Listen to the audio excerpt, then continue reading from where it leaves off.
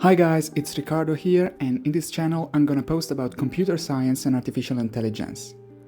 But in this first video, I will experiment with web development by adding a feature to a website. What website, you may ask?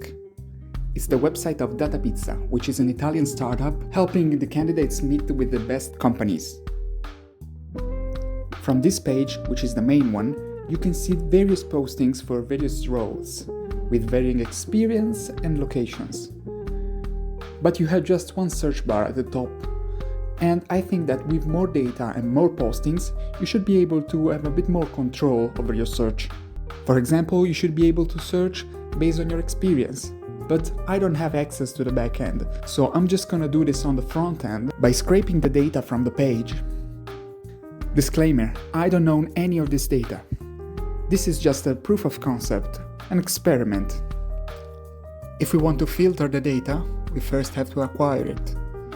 To do this, I'm gonna parse the HTML of the page via JavaScript. For example, you can see how I can get all the elements that represent the job postings.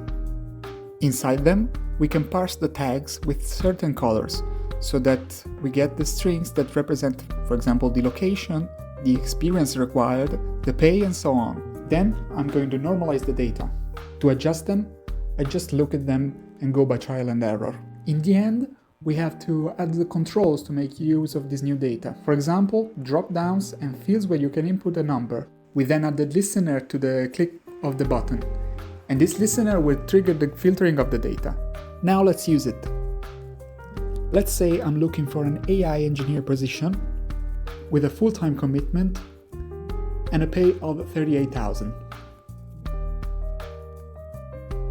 The data is filtered and we can see a position from Data Pizza themselves. If I relax my filters, I can see a bit more.